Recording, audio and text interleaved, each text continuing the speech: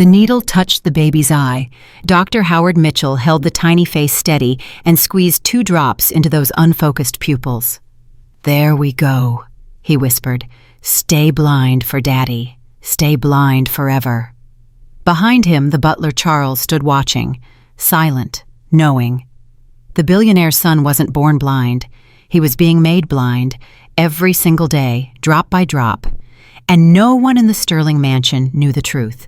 No one except the doctor who created the lie and the staff who helped him keep it. But someone new was about to walk through those doors, someone who would see what everyone else missed, someone who had nothing left to lose. Before we continue, please subscribe to this channel and follow this story until the very end. Comment below which city you're watching from. I love knowing how far these stories travel. Now let me take you back to where it all began. The phone rang 17 times before Marcus Sterling finally picked it up. "What?" His voice was hollow, empty. "Marcus, it's David, your business partner. Remember me? The guy who's been running your company for 6 months while you hide in that mansion." Marcus stared out the window at the perfectly manicured gardens. Gardens his wife Sarah had designed, gardens she would never see again. "Sell my shares," Marcus said. "What, Marcus, listen to me. We're talking about a $12 billion empire. You can't just—" "I said sell them." "This is insane.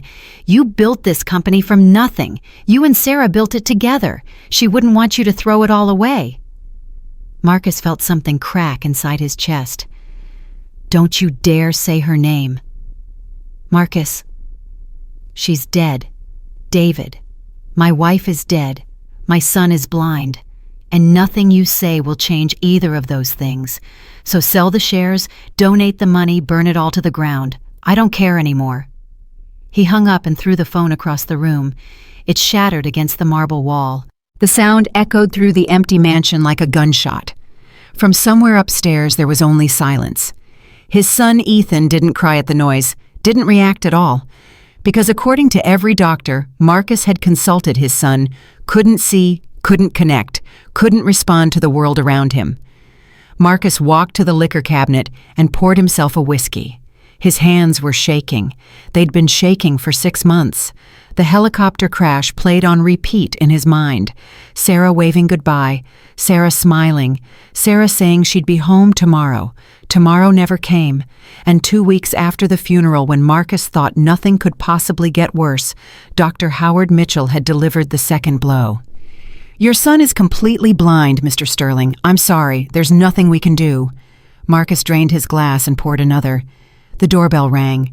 He ignored it. Charles would handle it. Charles handled everything now. The butler had become more of a presence in this house than Marcus himself. Footsteps approached. Charles appeared in the doorway, his face as expressionless as always. "Sir Dr. Mitchell is here for Master Ethan's examination." Marcus waved his hand dismissively. "Send him up." "Very good, sir." Charles paused. "Also, the new maid has arrived. Miss Grace Harper. Shall I show her to her quarters?" "I don't care what you do with her." Charles nodded and disappeared. Marcus poured a third drink and stared at his wife's portrait hanging above the fireplace. Sarah's eyes seemed to follow him, judging him, asking him why he'd given up. "I didn't give up," he said to the painting. "There's nothing left to fight for." The portrait didn't answer. It never did. Upstairs, Dr. Howard Mitchell entered the nursery with the confidence of a man who owned the world. And in many ways, he did own this particular corner of it. Patricia, his nurse, was already there.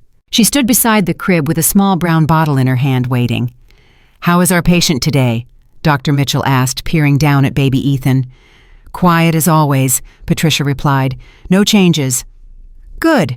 That's exactly what we want."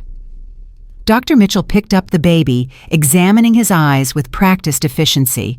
Ethan didn't react, didn't blink, didn't cry. His tiny face remained perfectly blank, like a doll that had never been wound up. "The dosage is working beautifully," Dr. Mitchell murmured. "His pupils show almost no response to light." Patricia glanced toward the door, lowering her voice. "The father asked about new treatments again yesterday. He's getting desperate." "Let him be desperate. Desperate men don't ask questions. They just follow orders. And if he finds another doctor, someone who actually examines the child properly. Dr. Mitchell smiled coldly. I've made sure every specialist in California knows about Ethan Sterling's case. They all believe my diagnosis. No one will contradict me. But what about Patricia? Dr. Mitchell's voice turned sharp. I've spent 15 years building my reputation. I've treated senators' children, celebrities' children, billionaires' children. No one questions Dr. Howard Mitchell. No one. He handed Ethan back to Patricia. Give him the drops, same dosage, same schedule, and make sure no one interrupts the routine. There's a new maid starting today. A maid. Dr. Mitchell laughed. What possible threat could a maid pose? I don't know. I just thought you should know. Forget about the maid. Focus on your job. As long as we keep this child appearing blind, Marcus Sterling will remain dependent on me.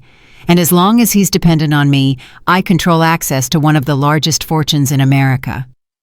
Dr. Mitchell straightened his tie and headed for the door. I'll see myself out. Same time next week. Patricia watched him go, then turned back to the baby in her arms. Ethan's eyes were open, staring at nothing, or at least appearing to stare at nothing. She held up the bottle and squeezed 2 drops into his left eye, then 2 into his right. Ethan blinked once, then his face went slack again, empty, unreachable. Patricia placed him back in the crib and left without a word. Downstairs, Grace Harper stood in the main foyer clutching a small bag and waiting for someone to tell her where to go. The mansion was enormous, cold, silent, like a museum where all the exhibits had died. She'd been standing there for 10 minutes when Charles finally appeared. Miss Harper. Yes, that's me. Charles looked her up and down with barely concealed disdain. Follow me. I'll show you to your quarters and explain your duties. Grace followed him through the house, her footsteps echoing on the marble floors. She counted the rooms as they passed. Living room, dining room, library, kitchen, study. Everything was immaculate. Everything was expensive. And everything felt wrong. You will clean the main floors every morning, Charles said without looking back. You will prepare the nursery for the child's care. You will not speak to Mr. Sterling unless he addresses you first. You will not enter any room marked private. You will not ask questions about the family or their affairs. I understand. Charles stopped abruptly and turned to face her. Do you... Because the last 3 maids did not understand. They asked too many questions. They showed too much curiosity. They are no longer employed here. Grace met his gaze steadily. I'm not here to ask questions. I'm here to work. Something flickered in Charles's eyes. Surprise, respect, she couldn't tell. Good, he said. Your room is at the end of this hallway, small but adequate. You start immediately. He turned and walked away. Grace found her room and set down her bag. The space was tiny, barely larger than a closet, with a narrow bed and a single window that looked out onto the back gardens. She sat on the edge of the mattress and let out a long breath. 6 months ago, she'd been a different person. She'd had a home in Phoenix, a job at a hotel, a boyfriend named Michael, who made her laugh, and a baby boy named James, who made everything in the world feel possible. James had lived for 3 months and 6 days. Then one morning, he simply stopped breathing. The doctors called it SIDS. Sudden Infant Death Syndrome, a medical term that meant nothing, an explanation that explained nothing. One night, he was crying in her arms. The next morning, he was cold. Grace had screamed until her voice gave out. She'd cried until her body had nothing left. She'd watched Michael pack his bags because he couldn't handle her grief.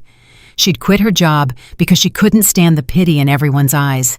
And then she'd found this job listing. A live-in position at a private estate in California. No experience required. Start immediately. It felt like a sign. A chance to disappear. To become someone else in a place where no one knew her story. So here she was, alone in a stranger's mansion, ready to clean someone else's floors and fold someone else's laundry and pretend her heart wasn't shattered into a million pieces. Grace wiped her eyes and stood up, enough feeling sorry for herself. She had work to do. An hour later, she was dusting the living room when she saw the toys. Baby toys, scattered everywhere. A red ball in the corner, a stuffed teddy bear on the sofa, plastic blocks across the carpet, a colorful mobile hanging near the window. Grace's chest tightened. She hadn't seen baby toys since James died. The sight of them made her want to run out of this house and never look back. But she forced herself to keep working, keep moving, keep breathing. She was wiping down a shelf when she heard it. Silence. Not normal silence.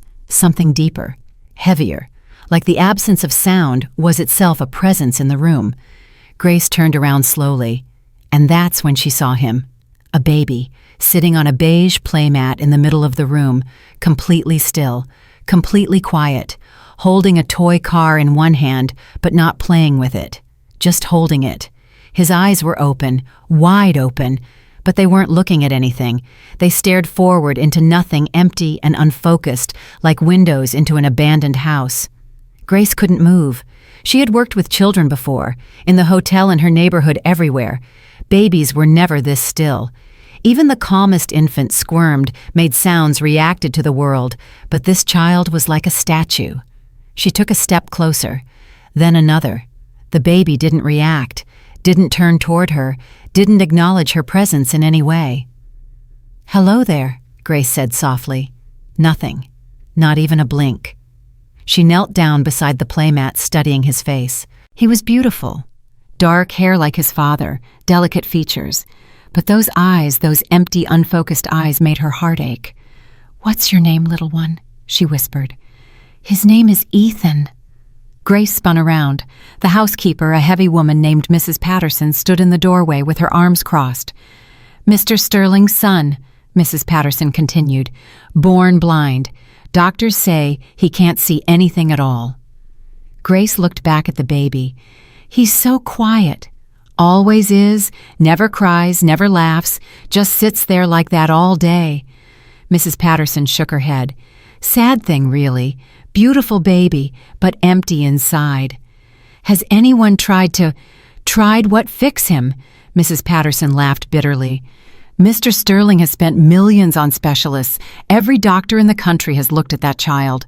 They all say the same thing. Nothing can be done." Grace frowned. Something about that didn't feel right. She couldn't explain it. Just a feeling in her gut. "Poor Mr. Sterling," Mrs. Patterson continued. "Lost his wife. Now he's lost his son too, in a way. The boy's body is here, but his mind is somewhere else, somewhere none of us can reach." She turned to leave, then paused. "Don't get attached to him, Miss Harper. It'll only break your heart." Grace watched her go. Then she turned back to Ethan. The baby hadn't moved. His hand still held the toy car. His eyes still stared at nothing. But as Grace watched, something happened. Something so small she almost missed it. Ethan's head turned, just slightly, toward the window, toward a beam of sunlight that had shifted across the floor. Grace's breath caught. She watched for another minute. The sunlight moved again. And again, almost imperceptibly, Ethan's head followed. He's tracking the light, Grace thought. How can he track light if he's completely blind? She didn't say anything, didn't tell anyone what she'd seen. But a seed had been planted in her mind, a question that wouldn't go away. What if the doctors were wrong? That night, Grace couldn't sleep. She lay in her narrow bed, staring at the ceiling, replaying what she'd seen over and over. Ethan's head had moved. She was sure of it. Not much, not obviously, but enough. Around midnight, she heard footsteps in the hallway. Voices. She crept to her door and opened it a crack. Charles and Patricia were standing at the end of the hall, speaking in low tones. "Dr. Mitchell wants the dosage increased," Patricia said. "Is that wise? The child is already barely responsive. The doctor knows what he's doing. It's not our place to question." Charles was quiet for a moment. "The new maid was watching the boy today, watched him for a long time." "So she's a maid. What does she know?" "Probably nothing. But keep an eye on her. The last thing we need is someone asking uncomfortable questions." They walked away. Grace closed her door silently, her heart pounding. Dosage increased. What dosage? What were they giving Ethan? She sat on her bed, mind racing. Something was very wrong in this house. She could feel it in her bones. But she was just a maid, a nobody. What could she possibly do about it? The answer came to her slowly. Watch. Wait. Pay attention. And maybe, just maybe, find the truth. The next morning, Grace was assigned to help with Ethan's care. Mrs. Patterson handed her a list of duties. Bathing, feeding, changing. The nurse, Patricia, handles his medication, but everything else falls to you now. What medication does he take? Mrs. Patterson shrugged. Eye drops, something to do with his condition. I don't know the details. Patricia handles all that. Eye drops for blindness. Like I said, I don't know the details. Mrs. Patterson's voice turned sharp. And neither do you. Just do your job and don't ask questions. Grace nodded and took the list, but inside her mind was already working. Eye drops for a blind child. What sense did that make? She found Ethan in the nursery sitting in his crib staring at the wall. Same as yesterday. Same as always. Good morning, Ethan, she said softly. I'm going to take care of you today. Is that okay? No response. But she hadn't expected one. She lifted him carefully from the crib. He was light. Too light. Like he wasn't fully present in his own body. Let's give you a bath, she said. Would you like that? She carried him to the bathroom and prepared the basin. Warm water, baby soap, soft towels, everything laid out just like she used to do for James. The memory hit her like a punch to the stomach. James laughing in the bathtub. James splashing water everywhere. James looking up at her with those bright, beautiful eyes. Grace blinked back tears and focused on Ethan. She lowered him into the warm water, slowly supporting his head with one hand. He didn't react, didn't splash, didn't make a sound. She began washing him gently, arms first, then shoulders, then his small chest. You're being so good, she murmured. Such a good boy. Nothing. She dipped the sponge in water and brought it to his face, gently wiped across his forehead. Some foam slid down toward his eye. Ethan blinked. Grace froze. She waited, counted to 3, then did it again. More foam near his other eye. Ethan blinked again. Grace's heart started racing. She held her hand in front of his face, moved it slowly to the left. Ethan's eyes moved, following her hand. She moved it to the right. His eyes followed. Grace dropped the sponge into the water. Her whole body was trembling. "Oh my God," she whispered. You can see, can't you?" Ethan's face remained blank, but his eyes, those empty eyes that everyone said couldn't see, they had moved. They had tracked her hand. They had responded.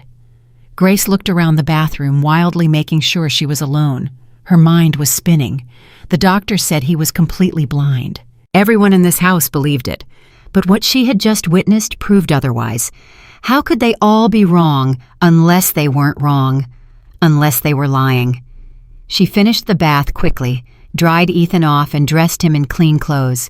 Her hands were shaking the entire time. She needed to know more. She needed to understand what was happening, and she needed to see those eye drops. That afternoon, Grace watched Patricia arrive for Ethan's medication. She pretended to dust a bookshelf while observing everything. Patricia's movements were mechanical, cold. She held Ethan's face with one hand and squeezed drops into each eye with the other. The baby didn't cry, didn't resist, just went still like a machine being switched off. After Patricia left, Grace noticed something. The nurse had left the bottle on the side table, just sitting there, unguarded. Grace glanced around. The hallway was empty. The house was quiet. She walked over to the table and picked up the bottle. The label was faded, old. The text was barely readable, but she could make out a few words. She pulled out her phone and took a picture. Then she looked at the bottom of the bottle. Expiration date March 2024. It was now December 2024. The medication had expired 9 months ago. Grace's blood ran cold. She put the bottle back exactly where she'd found it and walked out of the room trying to keep her breathing steady. That night, she locked her door and searched for the medication on her phone. It took her an hour to match the partial name on the label to a real drug. When she found it, her hands started shaking. The drug was called cyclopentolate. It was used to dilate pupils and temporarily paralyze the eye's focusing mechanism. Side effects included blurred vision, light sensitivity, and in prolonged use, significant visual impairment. It was never meant for long-term use, especially not in infants. Grace stared at the screen, her mind reeling. This medication wasn't helping Ethan. It was hurting him. It was deliberately suppressing whatever vision he had, making him appear blind when he wasn't. But why? Who would do this to a baby? The answer came to her slowly, horribly. Dr. Mitchell, the doctor who had diagnosed Ethan, the doctor who had prescribed the medication, the doctor who visited every week to check on the patient. What if the diagnosis was fake? What if the treatment was designed not to help, but to harm? Grace felt sick. She ran to the bathroom and splashed cold water on her face. She needed proof, real proof, something that couldn't be denied. And she needed to be careful, very, very careful. Over the next week, Grace watched everything. She documented Ethan's reactions in a small notebook. She tracked the timing of his medication. She noted how he was more responsive in the mornings before his drops and more unresponsive in the evenings after. The pattern was undeniable. The medication was suppressing his vision. Every dose pushed him further into darkness. She also watched the staff. Charles, who seemed to know more than he let on. Patricia, who administered the drops with cold efficiency. Mrs. Patterson, who avoided the nursery like it was cursed. And she watched Marcus Sterling, the broken billionaire who wandered his mansion like a ghost, rarely speaking, rarely eating, rarely doing anything but staring at his son with hopeless eyes. One afternoon, Grace was cleaning the hallway outside Marcus's study when she heard his voice through the door. "I don't understand, Howard. Why isn't there any improvement?" Dr. Mitchell's voice came through the phone speaker. "Marcus, I've told you, Ethan's condition is permanent. The nerve damage is too severe." "But he's not even responding to therapy. The specialists you recommended are doing everything they can, but you need to accept reality. Your son will never see. The sooner you make peace with that, the better." A long silence. "Maybe I should get a second opinion," Marcus said quietly. "Of course, that's your right." Dr. Mitchell's voice remained calm. "But I should warn you, every specialist in the country knows about Ethan's case. They've all reviewed my findings. They'll all tell you the same thing." "How can you be so sure about?" "Because I've spent 30 years building relationships with the best doctors in America. They trust my diagnosis. And frankly, Marcus, so should you." Another silence. Then Marcus spoke, his voice broken. "I just want to help my son." "I know you do. And the best way to help him is to trust the treatment plan we've established. Keep giving him the drops. Keep following the protocol. And try to accept what cannot be changed." The call ended. Grace heard Marcus slam something on his desk. "Damn it," he muttered. "Damn it all." Grace's hands were trembling. She had heard enough. Doctor. Mitchell was controlling everything. The diagnosis, the treatment, the other specialists. He had built a web of lies so complete that no one could escape it, except her. She was the only one who saw through it, the only one who knew the truth. But knowing wasn't enough. She needed Marcus to see what she had seen. She needed him to believe her, and she had no idea how to make that happen. 3 days later, Grace got her chance. She was bathing Ethan in the afternoon, going through the same routine she'd perfected over the past week. Warm water, soft sponge, gentle movements. Ethan was more responsive than usual. His eyes tracked her hands. He blinked when the light changed. He even made a small sound when she wiped foam from his forehead. "Good boy," Grace whispered. "You're doing so well." She moved the sponge across his face again. More foam slid toward his eyes. Ethan blinked, and then his lips moved. "Mo." Grace froze. "Mo, Mo, Mommy." The word was messy, broken, like a baby learning to speak for the first time. But it was a word. Grace's eyes filled with tears. "That's right, sweetheart. Can you say it again?" "Mommy." This time it was clearer, stronger. Grace was about to respond when she heard footsteps behind her. She turned around. Marcus Sterling stood in the doorway. His face was pale, his eyes were wide. "What did you say?" he whispered. Grace's mouth went dry. "Sir, I can explain." "Not you." Marcus walked forward slowly, his eyes fixed on his son. "Him. I heard him say something." Grace looked down at Ethan. The baby was staring at his father, not through him, at him. "Mommy," Ethan said again. Marcus stopped walking. His whole body seemed to freeze. "He's looking at me," Marcus breathed. "Grace, he's looking at me." "I know. But he's blind. The doctor said the doctors were wrong." Marcus turned to her sharply. "What?" Grace took a deep breath. This was it, the moment she'd been waiting for. "Sir, I need to tell you something. Something about your son. Something about Dr. Mitchell." "What are you talking about?" "Ethan isn't blind, or at least not completely. He can see movement. He can track light. He can respond to stimulation. I've been watching him for a week. I've documented everything." Marcus's face went through a dozen emotions: confusion, disbelief, hope, fear. "That's impossible. I've spent millions on specialists. They confirmed what Dr. Mitchell told them to confirm." Grace pulled out her phone. "Look at this. The eye drops Patricia gives him every day. They're not treating his blindness. They're causing it." She showed him the photos, the expired bottle, the medication information, the side effects. Marcus stared at the screen. His hands started shaking. "No," he said. "No, that can't be right. I'm sorry, sir. I know this is hard to hear, but I'm telling you the truth. Why would Howard do this? We've been friends for 20 years. He treated my wife when she was pregnant. He was at our wedding. I don't know why, but I know what I've seen. Your son can see, and someone is deliberately keeping him blind." Marcus looked at Ethan. The baby was still watching him, still focused, still present in a way he'd never been before. "Mommy," Ethan said again. Marcus's eyes filled with tears. He reached out and touched his son's face. "Can you see me?" he whispered. "Ethan, can you really see me?" The baby blinked, and then for the first time in 6 months, he smiled. Marcus made a sound like a wounded animal.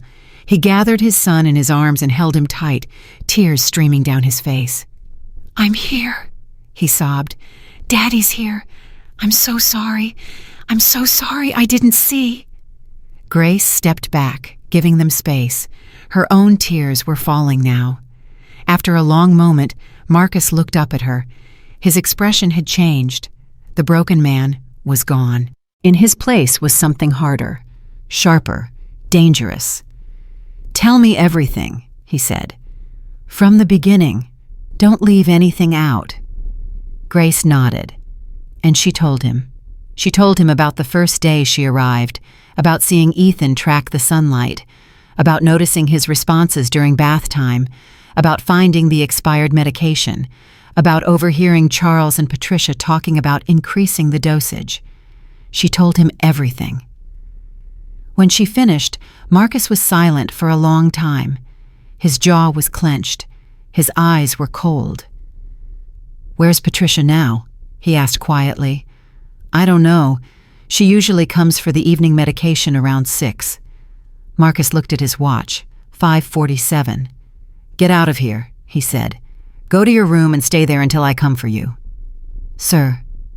"Now, Grace, please. I need to handle this myself." Grace hesitated. Then she nodded and left the room.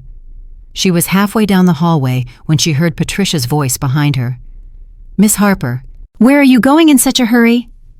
Grace turned around slowly. Patricia stood at the end of the hall holding the small brown bottle in her hand. "Just finished bathing, Ethan," Grace said carefully. "I was going to change before dinner." Patricia's eyes narrowed. "Is something wrong?" "You look upset." "I'm fine, just tired." Patricia studied her for a long moment. Then she smiled. A cold, knowing smile. You've been watching very closely this week, haven't you, Miss Harper?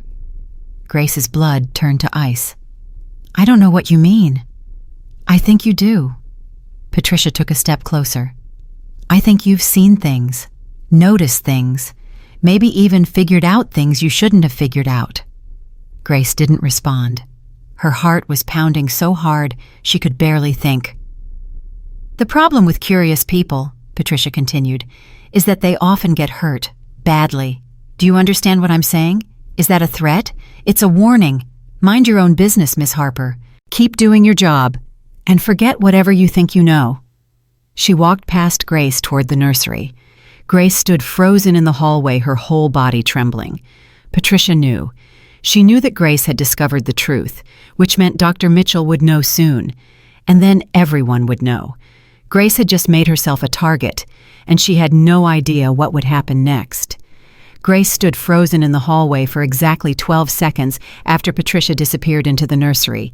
Then she heard Marcus's voice explode through the door. "Get your hands off my son!" Grace ran back toward the nursery. She pushed through the door and saw Marcus standing between Patricia and Ethan's crib, his body rigid with fury. Patricia held the brown bottle in her hand, her face pale. "Mr. Sterling, I was just going to administer his evening medication. The same as always. The same poison you've been giving him for 6 months." Patricia's eyes flickered toward Grace. Understanding dawned on her face. "I see. The maid has been telling stories. She's been telling the truth, something you clearly don't know how to do." "Sir, whatever she's told you, it's nonsense. I'm a trained medical professional. She's a housekeeper who's been here for a week." Marcus stepped closer to Patricia. His voice dropped to something cold and dangerous. "My son just said his first word. He looked at me. He smiled at me. After 6 months of nothing, he responded. And you're going to stand there and tell me that's nonsense?" Patricia's composure cracked for just a moment. Grace saw fear flash across her face before she recovered. Sometimes children with visual impairments have moments of apparent responsiveness. It doesn't mean, "Give me the bottle." "Mr. Sterling, give me the bottle, now." Patricia hesitated. Then she handed it over. Marcus examined the label, squinting at the faded text. "This expired 9 months ago. Medications often remain effective well past their expiration dates. Dr. Mitchell approved the continued use." "Dr. Mitchell," Marcus laughed bitterly. "Of course he did." He looked at the bottle for a long moment. Then he walked to the window and threw it as hard as he could. The glass shattered against the garden stones below. Patricia gasped.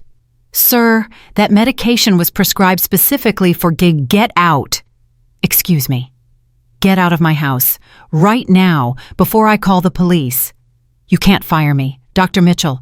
"Dr. Mitchell doesn't own this house. I do, and I'm telling you to leave. You have 10 minutes to pack your things.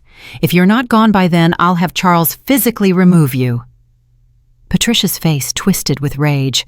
For a moment, Grace thought she might argue further, but then something in Marcus's expression made her stop. "You're making a terrible mistake," Patricia said quietly. "You don't understand what you're dealing with." "I understand perfectly.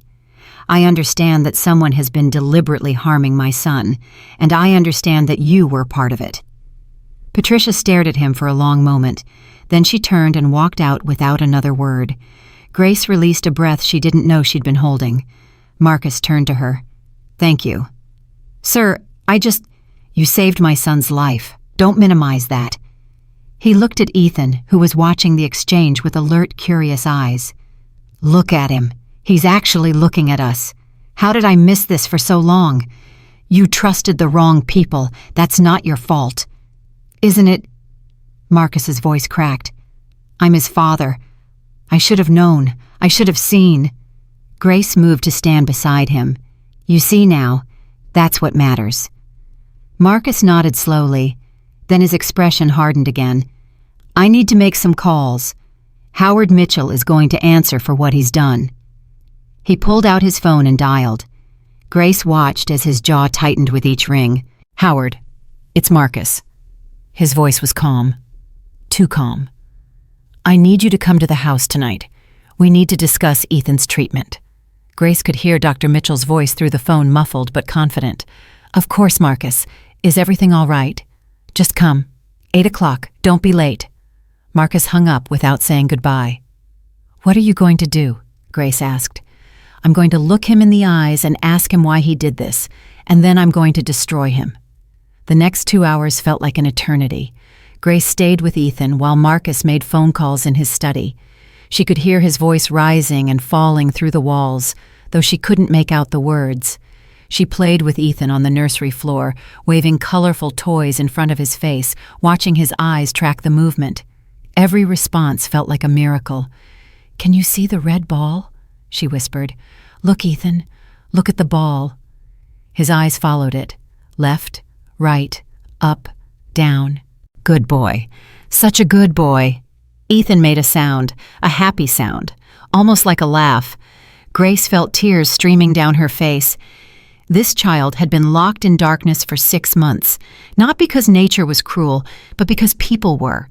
People who were supposed to help him, people who were supposed to heal him. She held him close and whispered into his hair, "I'm not going to let anyone hurt you again. I promise." At 7:45, Marcus came to the nursery. His face was set in hard lines. "Mitchell will be here in 15 minutes. I want you to stay upstairs with Ethan. No matter what you hear, don't come down." "Sir, maybe I should be there, to tell him what I saw." "No, this is between him and me. I don't want you anywhere near that man." "What are you going to do?" Marcus didn't answer. He just looked at his son for a long moment, his expression unreadable. "I've made arrangements," he finally said. "A new doctor is coming tomorrow morning. Dr. Elena Sanchez from Stanford Medical Center. She's one of the best pediatric ophthalmologists in the country, and she has no connection to Howard Mitchell whatsoever." "That's good. That's really good." Marcus nodded. "I've also called my lawyers. Whatever happens tonight, I want to make sure there's a legal record of everything." "Are you sure about this confronting him directly?" "I've never been more sure of anything in my life." Marcus turned to leave, then paused at the door. "Grace, thank you. For everything. I don't know why you decided to pay attention when everyone else looked away, but I'm grateful." Grace didn't know what to say, so she just nodded. Marcus left, and she waited. At exactly 8 o'clock, the doorbell rang. Grace heard Charles answer the door, heard voices in the foyer, heard footsteps moving toward Marcus's study. Then silence. She sat in the nursery with Ethan, straining to hear anything through the thick walls. Minutes passed. 5, 10, 15. Then shouting. Marcus's voice loud and furious. Words she couldn't quite make out. Then Dr. Mitchell's voice rising in response, defensive, angry. Grace held Ethan tighter. The baby seemed to sense her tension. His small hand gripped her shirt. More shouting. Something crashed. Glass breaking. Grace's heart pounded. Should she go down there? Should she call someone? Then silence again. Longer this time. Stretching out until Grace thought she might scream from the tension. Finally, footsteps on the stairs. Heavy, determined. The nursery door opened. Marcus stood there, his face flushed, his knuckles bleeding. "It's done," he said. "What happened?" He denied everything at first. Said Patricia was acting alone. Said he had no idea the medication was causing harm. Marcus laughed bitterly. Then I showed him the recording. Recording? I recorded our entire conversation. When he realized that he changed his story, said he was just following standard protocols, said other doctors had approved the treatment. Did you believe him? Not for a second. Marcus looked at his bleeding hand. That's when things got physical. You hit him. He tried to leave. I stopped him. He's waiting downstairs now with my lawyers. They're taking his statement before the police arrive. Grace's eyes widened. You called the police? Of course I did. This isn't just about me and my son anymore. If Howard has done this to Ethan, he's probably done it to other children too. This needs to be investigated properly.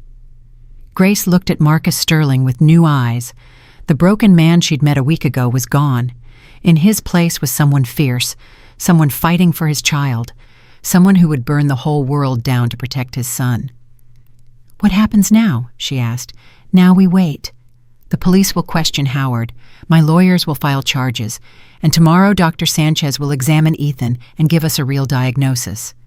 Marcus walked over to his son and knelt beside him. And this little guy is going to learn what it feels like to actually see the world. He touched Ethan's face gently. The baby smiled. Marcus closed his eyes. When he opened them again, they were wet. "I lost 6 months with him," he said quietly. 6 months I'll never get back. But I'm not going to lose another day. The police arrived at 9:30. Grace watched from the upstairs window as 2 squad cars pulled up the driveway. Officers in uniform walked to the front door. Charles let them in. She couldn't see what happened inside, but 20 minutes later she saw Dr. Howard Mitchell being escorted out in handcuffs. He looked smaller somehow, diminished. The confident doctor who had controlled this household for 6 months was now shuffling toward a police car with his head down. Grace felt a grim satisfaction watching him go, but she also felt something else, fear, because she knew this wasn't over.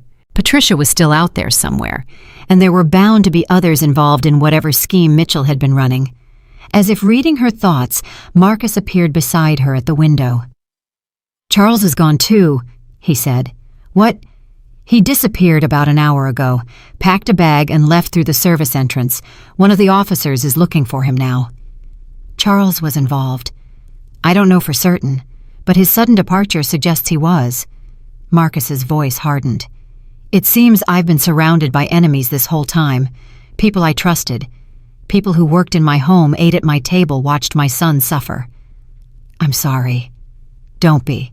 You're the only person in this house who actually cared about Ethan. Everyone else was either complicit or willfully blind." They stood in silence for a moment, watching the police cars disappear down the driveway. "What happens to Patricia?" Grace asked. "The police are looking for her too. She can't have gotten far. She threatened me earlier, in the hallway, said curious people often get hurt." Marcus turned to her sharply. "She threatened you?" "Yes." "Why didn't you tell me? There wasn't time. Everything happened so fast." Marcus's expression darkened. "I should have done more than just fire her. I should have held her until the police arrived." "You didn't know." "I should have." He ran a hand through his hair. "From now on, I want you to stay close to Ethan. Don't let him out of your sight.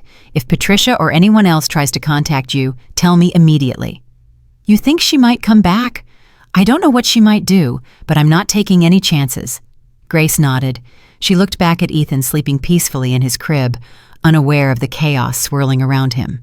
"He's going to be okay," she said, more to herself than to Marcus. "Yes," Marcus replied. "He is, because we're going to make sure of it." The next morning arrived gray and cold. Grace woke early and checked on Ethan immediately. He was awake, lying in his crib, his eyes moving around the room with an alertness she'd never seen before. "Good morning, sweetheart," she whispered. "How are you feeling?" Ethan turned toward her voice. His eyes found her face. He smiled. Grace's heart swelled. Every response felt like a gift. Every moment of connection erased a little more of the damage that had been done. She lifted him from the crib and carried him to the window. Sunlight was just beginning to break through the clouds. "Look," she said, pointing outside. "That's the sun. Can you see it?" Ethan stared at the light. His eyes widened. He reached out one tiny hand toward the window. "That's right. That's the sun. It's beautiful, isn't it?" She held him there for a long time, letting him experience something he'd been denied for half his life, the simple joy of seeing light. Dr. Elena Sanchez arrived at 10 o'clock. She was a small woman with sharp eyes and a warm smile. She carried a large medical bag and spoke to Marcus with professional calm. "Mr. Sterling, thank you for reaching out. I've reviewed the information your lawyer sent. What's been done to your son is criminal. Can you help him?" "I need to examine him first, but based on what you've told me, I'm cautiously optimistic." She turned to Grace. "You're the one who noticed the responses." "Yes, ma'am." "Tell me exactly what you observed. Don't leave anything out." Grace described everything: the eye movements, the tracking responses, the reaction to foam during bath time, the first word. Dr. Sanchez listened intently, taking notes. "Remarkable," she said when Grace finished. "You have excellent instincts. Most people would have accepted the original diagnosis without question. I couldn't ignore what I was seeing." "That's exactly what made the difference." Dr. Sanchez stood up. Now let's take a look at young Ethan. The examination took over an hour. Dr. Sanchez tested Ethan's responses to light movement, color, and contrast. She used specialized instruments to examine his eyes. She ran tests that Grace didn't understand. Throughout it all, Ethan remained calm, almost cooperative, as if he somehow understood that this doctor was different from the ones who had hurt him. When she finished, Dr. Sanchez sat down with Marcus and Grace. "I have good news and complicated news," she said. Marcus leaned forward. "Tell me." "The good news is that Ethan is not blind. His optic nerves are intact. His retinas are healthy. There is no structural reason why he shouldn't be able to see normally." Marcus exhaled sharply. "Thank God." "The complicated news is that 6 months of chemical suppression have affected his visual development. The medication he was given essentially prevented his brain from learning how to process visual information during a critical period of growth." "What does that mean for his future?" "It means he'll need intensive therapy. His brain needs to be retrained to interpret what his eyes are seeing. With proper treatment, I believe he can achieve near normal vision, but it will take time, months, possibly years. But he will see. Yes, Mr. Sterling, your son will see." Dr. Sanchez smiled. "He's already seeing more than anyone realized. He just needs help learning what it all means." Marcus covered his face with his hands. His shoulders shook. Grace watched him cry. She had never seen a man look so relieved and so devastated at the same time. "What do we do now?" Marcus finally asked. "I'll design a treatment plan. Visual stimulation exercises, occupational therapy, regular checkups to monitor his progress." Dr. Sanchez paused. "And I'll provide whatever documentation you need for the legal case against Dr. Mitchell. What he did to this child was not just negligence. It was deliberate harm." "Why would anyone do this?" Marcus asked. "What did he have to gain?" "I can only speculate. But in my experience, these situations usually involve money or control. Dr. Mitchell positioned himself as the only person who could treat your son. That gave him access to you, to your wealth, to your trust. I paid him over $2 million in consulting fees alone." "There's your answer." Marcus's expression hardened. "He's going to pay for every penny, and then some." The days that followed blurred together. Dr. Sanchez visited daily, working with Ethan on visual exercises. Grace assisted with every session, learning techniques she could practice with him throughout the day. Ethan's progress was miraculous. Each day, he responded more, engaged more, saw more. He started reaching for objects, started turning toward sounds, started recognizing faces. The first time, he clearly looked at Marcus and said, "Dada." Both Grace and Marcus burst into tears. But amid the joy, there was also fear. Patricia had disappeared completely. Charles was still missing. And Marcus's lawyers had uncovered something disturbing. Dr. Howard Mitchell hadn't acted alone. He had connections to a network of medical professionals who had engaged in similar schemes across the country. Insurance fraud, unnecessary treatments, deliberately prolonged illnesses. Ethan was just one victim of many. "The FBI is involved now," Marcus told Grace one evening. "This is bigger than anyone realized." "What does that mean for us?" "It means we need to be careful. Mitchell has powerful friends, people who won't be happy about his arrest." "Are we in danger?" Marcus hesitated. "I've hired security. 2 men will be stationed at the house around the clock. I don't want to frighten you, but I also don't want to lie to you." Grace looked at Ethan playing on the floor with a colorful rattle. He was shaking it, watching it move, completely absorbed in the simple wonder of seeing. "I'm not leaving," she said firmly, "no matter what happens." "I wasn't going to ask you to." "Good, because that little boy needs me, and I need him." Marcus studied her face. "You've changed since you got here. That first day you looked like you were running from something." Grace was quiet for a moment. "I was. I lost my son 6 months ago. SIDS. He was 3 months old." Marcus's face softened. "Grace, I'm so sorry. I had no idea." "I don't talk about it. It's easier to keep moving forward if I don't look back." "Is that why you noticed what was happening to Ethan, because of what you went through?" "Maybe. I couldn't save my own baby. Maybe some part of me saw Ethan as a chance to save someone else's. Marcus reached out and took her hand. You did save him. Never doubt that. They sat together in comfortable silence watching Ethan play.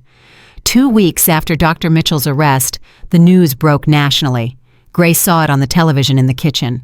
A reporter standing outside a federal courthouse explaining how a network of corrupt doctors had been defrauding wealthy families across America. At the center of the investigation is Dr. Howard Mitchell, once considered one of the most respected ophthalmologists in Los Angeles. Mitchell is accused of deliberately misdiagnosing children in order to maintain control over wealthy families and extract millions in fraudulent fees. The screen showed Mitchell's mugshot. He looked older, defeated. Among the victims is the son of tech billionaire Marcus Sterling. Sources say the Sterling child was deliberately kept in a state of apparent blindness for over 6 months before a household employee discovered the truth. Grace stared at the screen. A household employee. That was her. She was part of this story now, whether she wanted to be or not. Mrs. Patterson appeared beside her. You're famous. I don't want to be famous. Too late for that. The housekeeper's voice was gentler than usual. For what it's worth, I'm sorry. I should have paid more attention. We all should have. Grace didn't know what to say, so she just nodded and went back to Ethan. That evening, Marcus received a phone call that changed everything. Grace was in the nursery when she heard him shout. She ran downstairs and found him standing in the foyer, his phone clutched in his hand, his face white as paper. What's wrong? They found Patricia. Where? Marcus looked at her with haunted eyes. In a car, parked outside this house. She had photographs, detailed schedules, notes about Ethan's routine. Grace's blood ran cold. She was watching us. For the past 2 weeks, apparently she was gathering information for someone who wanted to know exactly how to get to my son. Who? They don't know yet. Patricia's not talking. Marcus grabbed his keys from the table. I'm going to the police station. I need to know what she knows. I'll stay with Ethan. Lock all the doors. Don't open them for anyone. The security team knows what's happening. They'll be on high alert. He left without another word. Grace stood alone in the empty foyer, her heart pounding. Someone wanted to hurt Ethan. Someone was still out there watching, waiting. She ran upstairs to the nursery and lifted the baby from his crib. He looked at her with those beautiful, seeing eyes. It's okay, she whispered, though her voice was shaking. I've got you. Nothing bad is going to happen. Ethan smiled at her, trusting, innocent. Grace held him tight and prayed she was telling the truth. The hours crawled by like years. Grace sat in the nursery with Ethan, every light in the room turned on, every door locked. The security guards patrolled outside their flashlights, cutting through the darkness like searchlights in a prison yard. Ethan had fallen asleep against her chest, his small body warm and trusting.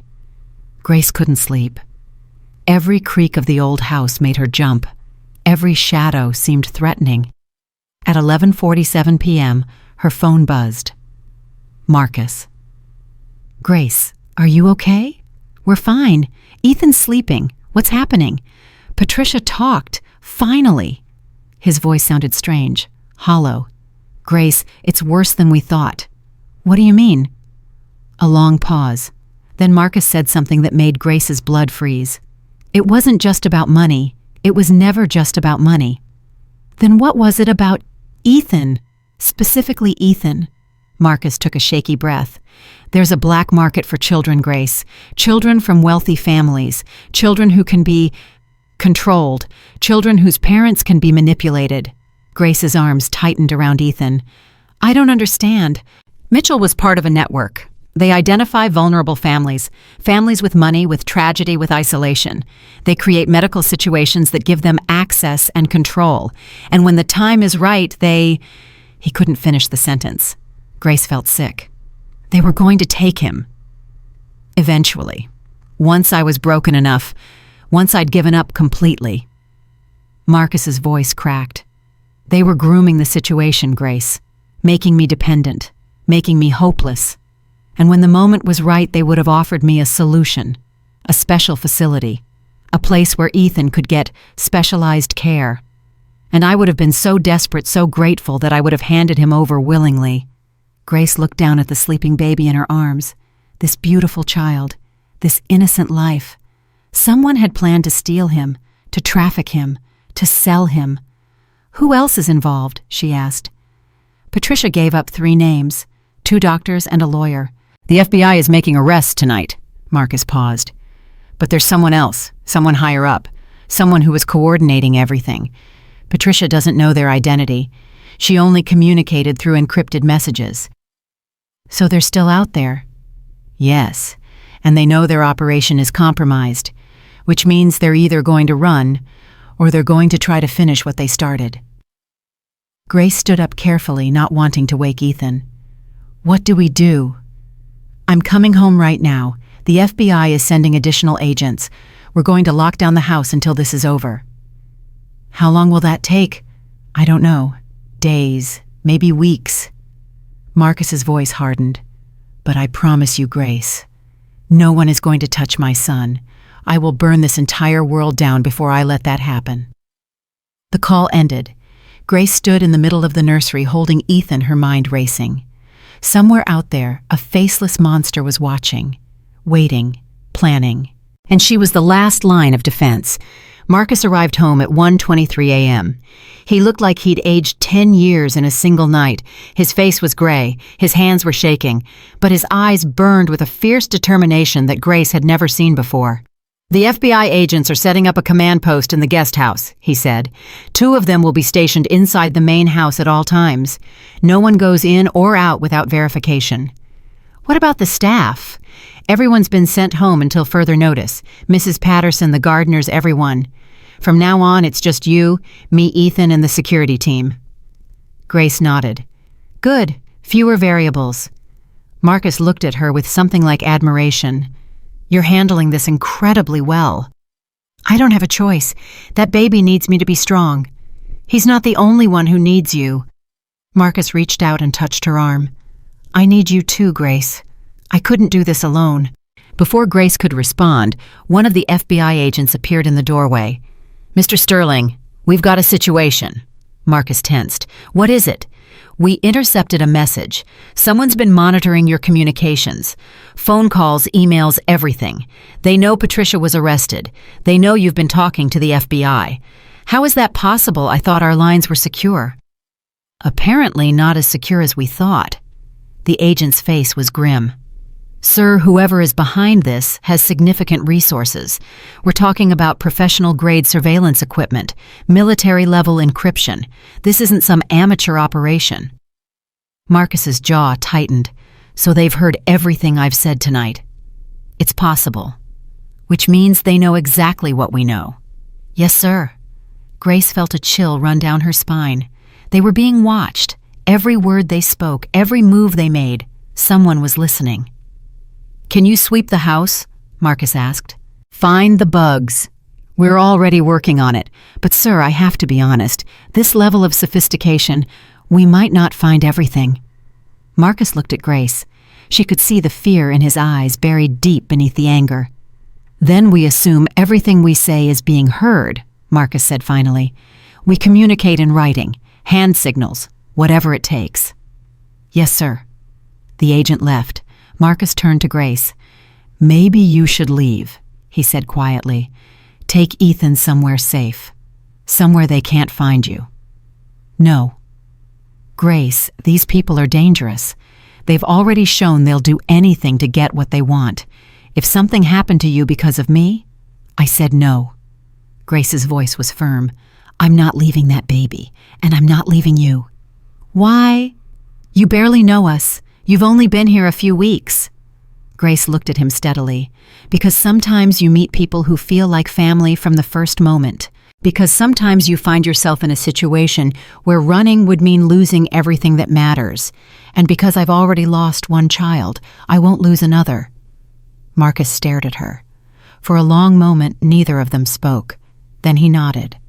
Okay, we do this together. Together. The next 3 days were a nightmare. Grace barely slept. She stayed with Ethan, constantly feeding him, playing with him, watching over him like a guardian angel. The visual exercises continued because she refused to let fear interrupt his progress. Every small victory felt like a triumph against the darkness surrounding them. Ethan said "Mama" for the first time on the second day. Grace was holding a red ball, moving it slowly in front of his face when he looked up at her and spoke. "Mama." She burst into tears on the spot. Marcus found her crying in the nursery and panicked. "What's wrong? What happened? Is Ethan okay?" "He called me Mama." Grace wiped her eyes, laughing and crying at the same time.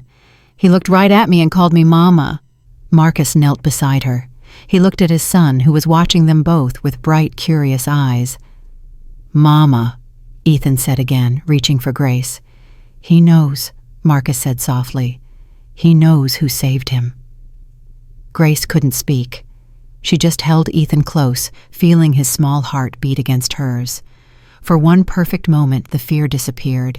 There was only love, only connection, only the miracle of this child who had been blind and now could see. Then Marcus's phone rang, and the moment shattered. "Sterling here." His face went pale as he listened. "Where are you sure?" He hung up and looked at Grace. "Charles is dead." "What?" "They found him this morning, in a motel room outside of San Diego. Apparent suicide." Marcus's voice was flat. "But the FBI doesn't think it was suicide. They think he was killed because he knew too much." Grace clutched Ethan tighter. "They're cleaning house." "That's what the agents think. Anyone who can identify the people at the top, they're eliminating witnesses. Patricia, under FBI protection, moved to a secure facility last night. So Charles was the only loose end. Not the only one." Marcus looked at her with haunted eyes. "I'm a loose end too, Grace, and so are you." The FBI doubled their presence at the mansion.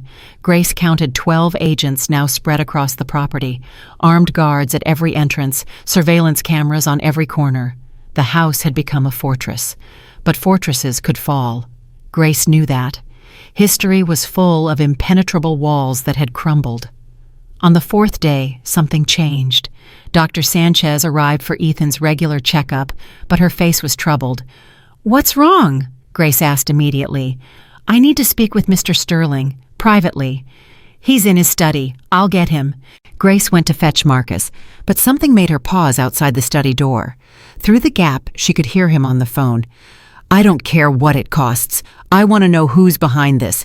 Hire every investigator in the country if you have to. Someone knows something. Someone always knows something." She knocked. Marcus looked up and waved her in. "Dr. Sanchez is here. She says she needs to speak with you privately." "Bring her in. Whatever she has to say, you should hear too." Grace led the doctor to the study. Dr. Sanchez looked uncomfortable. "Mr. Sterling, I've been contacted." Marcus went still. "Contacted by whom?" "I don't know. An anonymous message. It arrived at my office this morning." She pulled out her phone and showed them the message. "Stop treating the Sterling child. Walk away. This is your only warning." Grace felt the floor shift beneath her feet. They were threatening the doctor now, trying to isolate Ethan from everyone who could help him. "When did you receive this?" Marcus asked. "Around 8 a.m. I came here immediately." "Did you tell the FBI?" "Yes, they're investigating." Marcus's hands curled into fists. "They're trying to cut off everyone around us, everyone who could help. They want Ethan vulnerable again. They want me desperate." "What do you want me to do?" Dr. Sanchez asked. "I can continue treating Ethan, but you should know what we're dealing with. Whoever sent this message, they're not bluffing." "Are you afraid?" Dr. Sanchez looked at Ethan, who was playing with his toys in Grace's arms. "Yes," she said honestly. "I'm afraid, but I'm also a doctor. I took an oath to help people. And that little boy has been hurt enough." She lifted her chin. "I won't abandon him, not because some coward sends anonymous threats." Marcus extended his hand. "Thank you, Dr. Sanchez. I won't forget this. Just catch whoever is doing this. That's all the thanks I need." That night, Grace couldn't sleep again. She lay in her bed, staring at the ceiling, listening to every sound. The house creaked. Wind moved through the trees outside. Somewhere a dog barked. At 2:17 a.m., she heard something different. Footsteps. In the hallway. Moving quietly. Too quietly. Grace sat up slowly. Her heart was pounding. The FBI agents made regular patrols. She knew their schedule. They weren't due for another 20 minutes. She slipped out of bed and crept to the door, pressed her ear against it, listened. The footsteps had stopped. Then she heard breathing, right outside her door. Someone was standing there. Grace grabbed her phone. Her finger hovered over Marcus's number. The door handle turned. Grace stopped breathing. The handle turned all the way, then stopped. The door was locked. A voice whispered through the crack. "I know you can hear me, Miss Harper." Grace's blood turned to ice. She recognized that voice. Patricia. "You thought you were so clever," Patricia continued. "Noticing things, asking questions, playing detective." Her voice was venomous. "But you have no idea what you've done, no idea what you've cost us." Grace didn't respond. Her hand shook as she dialed Marcus. "They promised me a fortune," Patricia whispered. 10 years of planning. 10 years of building the network, and you destroyed it all in 1 week. One stupid, nosy little maid. The phone connected. Marcus's groggy voice answered. "Grace, what's wrong?" "Patricia's outside my door," Grace whispered. She heard Marcus curse, heard him moving, heard him shouting for the agents. Outside her door, Patricia laughed softly. "Too late. By the time they get here, I'll be gone. But I wanted you to know something, Miss Harper. I wanted you to know that this isn't over. It will never be over, not until we get what we came for." "You'll never touch Ethan." "We'll see about that." Patricia's voice moved away from the door. "Sweet dreams, Miss Harper. Enjoy them while you can." Footsteps retreated down the hallway. By the time Marcus and the agents reached Grace's room, Patricia had vanished. The house went into complete lockdown. Every agent searched every room, every closet, every corner. They found nothing. Patricia had disappeared like smoke. "How did she get in?" Marcus demanded. "We have guards everywhere, cameras everywhere. How?" "We don't know yet, sir." The lead agent looked frustrated. "We're reviewing all the footage. So far, nothing shows her entering the property." "Then she was already inside, hiding, waiting." "That's our current theory." Marcus turned to Grace. "Are you okay?" "I'm fine." Her voice was steadier than she felt. "She wanted to scare me, that's all." "She should have killed you when she had the chance." Marcus's voice was dark. "Because if I ever see her again, I will end her myself." "Mr. Sterling, I have to advise against—" "I don't care about your advice." Marcus cut off the agent. "That woman threatened Grace. She threatened my son, and you people let her walk right through your security like it didn't exist. Sir, get out, all of you. Post your guards outside, but don't tell me how to protect my family." The agents exchanged looks, then filed out silently. Marcus turned to Grace. "You're moving into the nursery. Tonight. I want you with Ethan at all times." "What about you?" "I'll sleep in the chair. No one is getting to either of you without going through me first." Grace didn't argue. She gathered her things and moved into the nursery. Marcus brought blankets and set up his position by the door. They sat together in the dim light, watching over Ethan as he slept. "I'm sorry," Marcus said quietly. "You didn't sign up for this." "I signed up to take care of a child who needed help. Everything else is just noise. Noise that could get you killed. I've been close to death before." Grace looked at her hands. "When James died, I wanted to die too. I spent weeks thinking about how to do it. Pills, car accident, anything to stop the pain." Marcus was silent, waiting. "But I didn't do it. I don't know why. Some part of me kept going even when the rest of me had given up." She looked at Ethan. "Now I think I know why. I was being saved for this, for him. You believe in fate. I believe in something. Call it God, call it the universe, call it whatever you want. But I believe I'm exactly where I'm supposed to be." Marcus reached over and took her hand. "Then I believe it too." They sat together in silence, hands clasped, keeping watch over the child they both loved. The breakthrough came 3 days later. One of the FBI agents burst into the study where Marcus was reviewing security footage. "Sir, we've got something. One of our tech analysts traced the encrypted messages Patricia was receiving. We found the source." Marcus stood up immediately. "Who is it?" "Someone inside your company, sir. Your former company. Someone who still has access to your systems, your information, your contacts." "That's impossible. I sold all my shares. I have no connection to Sterling Technologies anymore." "That's what we thought too. But it looks like someone kept a backdoor open.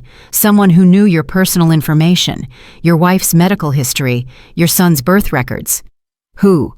The agent pulled out a folder. "A man named David Chen." Marcus's face went white. "David, my business partner. Former business partner.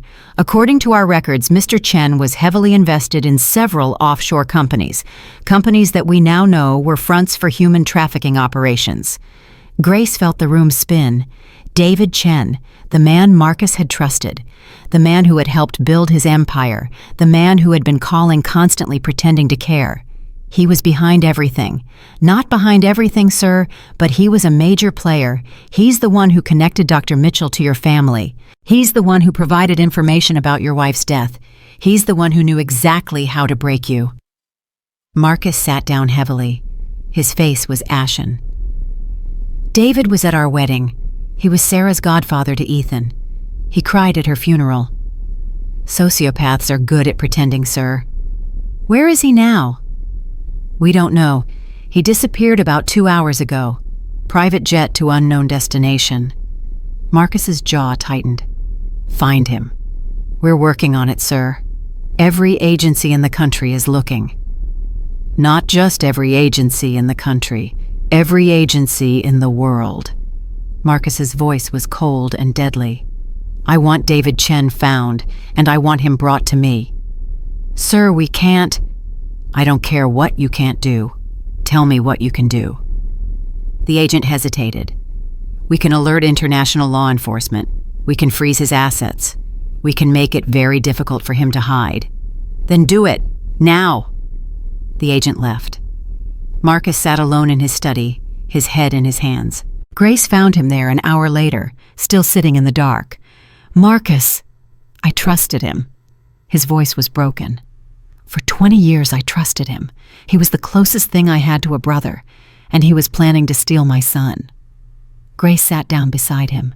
"You couldn't have known." "Couldn't I? There were signs. I see them now. Little things that didn't add up. The way he was always so interested in Ethan, the way he kept calling after Sarah died, pushing me to rely on him more and more." "He manipulated you. That's what predators do." "He killed my wife." Grace froze. "What?" "The helicopter crash. David arranged it. The FBI just confirmed it. He sabotaged the engine. He killed Sarah so he could isolate me, so he could make me vulnerable." Grace couldn't speak. The horror of it was too immense. "He murdered my wife, and then came to her funeral and held my hand and told me everything would be okay." Marcus's voice cracked. "He watched me fall apart. He watched me lose hope, and the whole time he was planning to take my son." Grace put her arm around him. He leaned into her, shaking. "I'm going to find him," Marcus whispered. "If it takes the rest of my life, if I have to spend every dollar I have, I'm going to find David Chen, and I'm going to make him pay for what he did. I know you will. Will you stay when this is over? Will you stay with us?" Grace looked toward the nursery where Ethan was sleeping peacefully. "Try to make me leave." Marcus pulled back and looked at her, really looked at her, and then slowly he leaned forward and kissed her. It was gentle, tentative, a question more than a statement. Grace kissed him back. When they finally separated, Marcus's eyes were wet. "I didn't think I'd ever feel anything again," he said. "After Sarah died, I thought that part of me was dead too. It wasn't dead. It was just waiting." "For what?" "For someone who understood." They sat together in the darkness, two broken people who had somehow found each other in the middle of a nightmare. And upstairs, a little boy slept peacefully, unaware that his family was finally becoming whole. The FBI captured David Chen at 4:47 a.m. the following morning. He was boarding a yacht in the Bahamas when agents surrounded him. He didn't resist. He didn't run. He just smiled and said, "Tell Marcus I'll see him soon." The words were relayed to Marcus within the hour. Grace watched his face as he heard them, watched the rage and pain and relief collide in his eyes. "What happens now?" she asked. "Now he faces justice." Marcus's voice was hard. "Real justice. Not the kind that comes from courts and lawyers. The kind that comes from looking your victims in the eye and seeing what you've done. Will you testify? Every day if I have to." He looked at Ethan, who was playing with his blocks, stacking them and knocking them down, laughing at the simple joy of seeing. For him? For Sarah? For all the families David destroyed? Grace nodded. "Then we'll be there with you, every step of the way." Marcus took her hand. "I don't deserve you. You deserve happiness. You deserve peace. And so does that little boy." Grace squeezed his fingers. "We're going to give him the life he should have had from the beginning. A life full of light and love and everything beautiful. And you'll be his mother." The word hung in the air between them. Grace looked at Ethan, at his bright eyes that tracked everything now, at his smile that appeared so easily, at his tiny hands that reached for her every time she entered the room. "I already am," she said. The trial began on a cold Monday morning in February. Grace held Ethan in her arms as Marcus straightened his tie in front of the mirror. His hands were steady now, his eyes were clear. The broken man she had met 4 months ago had transformed into someone harder, sharper, more focused. "Are you ready?" she asked. "I've been ready since the day I found out what he did." Marcus turned to face her. "Are you sure you want to be there? It's going to be difficult. The things they'll say about Sarah, about Ethan? I'm not letting you face that alone." Marcus crossed the room and kissed her forehead. Then he looked at Ethan, who was watching them both with bright, curious eyes. "Dada," Ethan said, reaching for his father. Marcus took him gently. "That's right, buddy. Dada's going to make sure the bad men can never hurt you again." "Mama," Ethan said, pointing at Grace. Grace felt her heart swell. 6 weeks ago, he had said that word for the first time. Now he said it constantly, every time she entered a room, every time she picked him up, every time she sang him to sleep. She had come to this house expecting nothing, and she had found everything. "Let's go," Marcus said. "It's time." The courthouse was surrounded by reporters. Grace saw the cameras flashing as their car approached, heard the shouted questions through the tinted windows, felt the weight of public attention pressing down on them. Sterling, how do you feel about facing your former partner today? Is it true your son was deliberately blinded?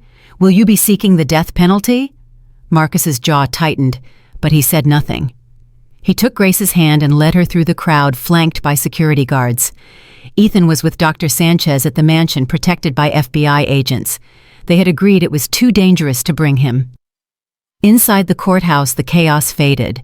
The halls were quiet, solemn, filled with the weight of justice waiting to be served. Marcus stopped outside the courtroom doors. "Last chance to change your mind." "Not a chance." They walked in together. David Chen was already seated at the defense table. He looked different from the photos Grace had seen. Smaller, older. His expensive suit couldn't hide the fear in his eyes. But when he saw Marcus, something changed. His lips curved into a smile that made Grace's skin crawl. Marcus stopped walking. His body went rigid. "Don't," Grace whispered. "Don't give him the satisfaction." Marcus took a deep breath, nodded. They continued to their seats. The judge entered. The proceedings began. For the first hour, Grace listened to lawyers argue about procedures and evidence and legal technicalities. It was dry, boring, completely disconnected from the horror of what David Chen had actually done. Then the prosecutor called her first witness. The prosecution calls Marcus Sterling to the stand. Marcus squeezed Grace's hand once, then stood and walked to the witness box. He placed his hand on the Bible, swore to tell the truth, sat down and faced the courtroom. "Mr. Sterling," the prosecutor began, "can you describe your relationship with the defendant prior to these events?" "We were partners," Best friends. We built Sterling Technologies together from nothing. I trusted him with my life. And with your family. Marcus's voice hardened. He was the godfather to my son. He was at my wife's bedside when she gave birth. He was one of the last people to see her alive before she boarded that helicopter. The helicopter that crashed, killing your wife. The helicopter that David sabotaged. Marcus's eyes locked onto David. He murdered my wife so he could isolate me, so he could make me vulnerable, so he could take my son. A murmur rippled through the courtroom. The judge called for order. Mr. Sterling, can you describe what happened to your son after your wife's death? Ethan was diagnosed as blind by Dr. Howard Mitchell, who we now know was part of David's network. They prescribed medication that suppressed his vision. They convinced me there was no hope. They made me believe my son would never see. And how did you discover the truth? Marcus looked at Grace.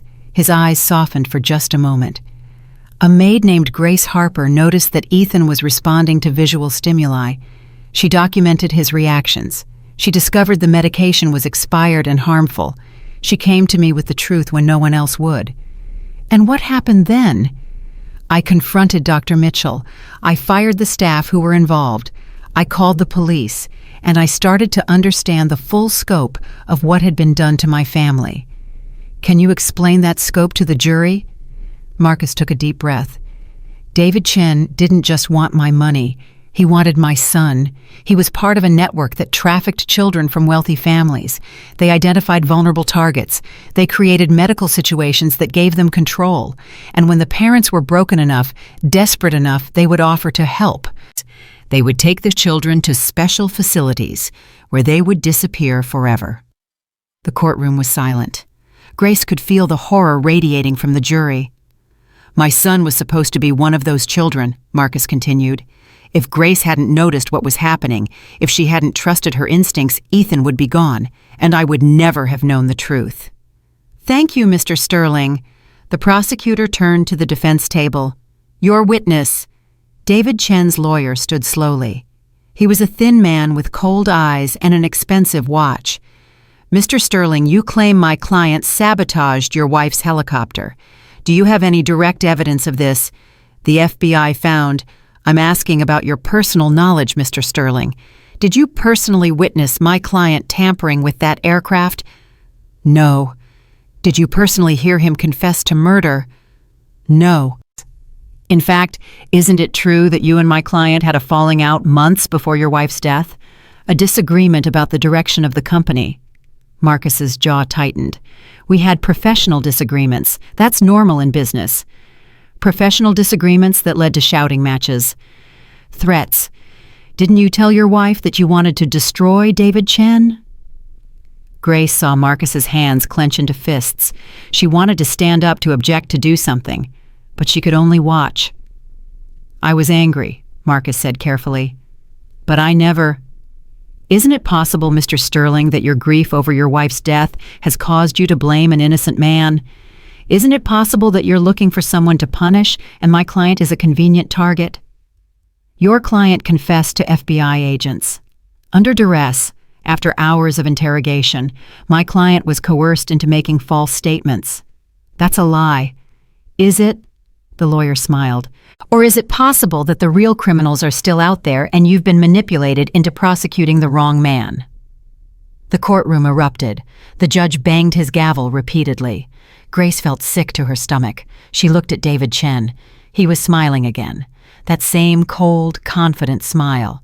He thinks he's going to win, she realized. He thinks he's going to get away with everything. The recess was called at 11:47 a.m. Grace found Marcus in a private room pacing like a caged animal. He's lying, Marcus said. Everything that lawyer said is a lie. David confessed. We have recordings. We have evidence. I know. Then why does it feel like he's winning? Grace took his hands. Because he's a snake. Snakes are good at slithering out of tight spots. But the truth is on our side, Marcus. The evidence is on our side. What if it's not enough? What if the jury believes his lawyer? They won't. They saw your face when you testified. They heard the truth in your voice. Grace squeezed his hands. Trust the process. Trust the system. I don't trust anything anymore, not after what happened. Then trust me. Marcus looked at her. For a long moment, neither of them spoke. Then he pulled her close and held her tight. I don't know what I would do without you, he whispered. You'll never have to find out. The afternoon session brought a new witness. The prosecution calls Patricia Williams to the stand. Grace watched as Patricia was led into the courtroom in handcuffs. She looked different from the cold, professional nurse Grace remembered. Her hair was unwashed. Her face was pale. Her eyes darted around the room like a trapped animal. When she saw Grace, something flickered across her face. Hatred, fear, Grace couldn't tell. Patricia took the stand and was sworn in. Ms. Williams, the prosecutor began, you were employed as a nurse in the Sterling household, is that correct? Yes. And your duties included administering medication to the Sterling child? Yes. Can you describe that medication? Patricia's eyes flickered to David Chen. He shook his head almost imperceptibly. I was told it was for his eyes, Patricia said, to preserve his visual function. But that wasn't true, was it? A long pause. Patricia licked her lips nervously. Ms. Williams, I remind you that you've agreed to testify in exchange for a reduced sentence. If you lie on this stand, that agreement becomes void. Patricia closed her eyes. When she opened them again, they were wet with tears. It wasn't medicine, she said quietly. It was a suppressant. It was designed to make the baby appear blind. And who instructed you to administer this suppressant? Dr. Mitchell. Was anyone else involved in giving you those instructions? Patricia looked at David Chen again. This time he didn't shake his head. He just stared at her with those cold, dead eyes. Ms. Williams. David Chen. The words came out in a rush. David Chen told Dr. Mitchell what to do. He planned everything. The diagnosis, the medication, the schedule. He wanted the baby to appear completely blind so the father would give up hope. And what was the ultimate goal? To take the child. To sell him. Patricia's voice broke. There are people who pay millions for children like Ethan. Healthy, beautiful, from wealthy families. David had buyers lined up before the baby was even born. The courtroom exploded. Reporters rushed for the doors. The judge banged his gavel so hard it cracked. Grace felt the world tilt around her.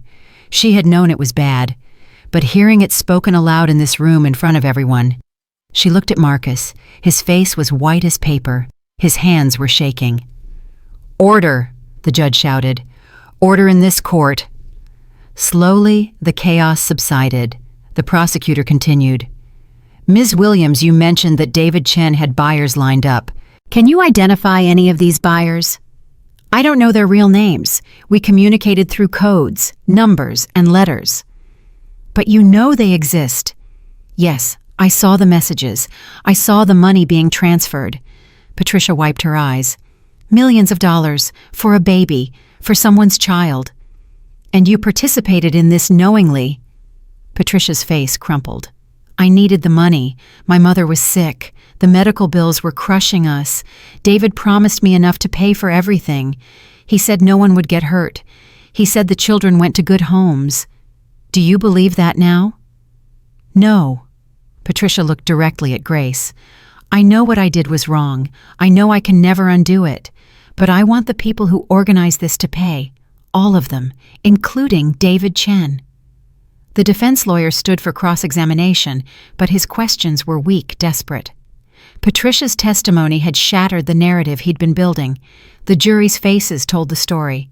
They believed her. They believed every word. When the session ended at 4:23 p.m., Grace felt something shift in the air. For the first time since this nightmare began, she felt like they might actually win. The trial continued for 3 more weeks. Every day brought new revelations, new witnesses, new horrors. They learned that David's network had operated for over 15 years. Dozens of children had been taken. Most had never been found. The few who were recovered told stories that made Grace physically ill. They learned that Dr. Mitchell had falsified hundreds of diagnoses over the years. Children who were healthy were declared sick. Children who could see were declared blind. Children who could walk were declared paralyzed. All to create dependence, all to create opportunity. They learned that Sarah Sterling had discovered the truth. She had found documents in David's office during a company event. She had confronted him the night before her helicopter trip. That's why she had to die. Marcus testified twice more during the trial. Each time his voice grew stronger. His resolve grew firmer. The broken man Grace had first met was completely gone now. In his place was a warrior, a father fighting for justice, a survivor refusing to be silent. Grace testified once near the end.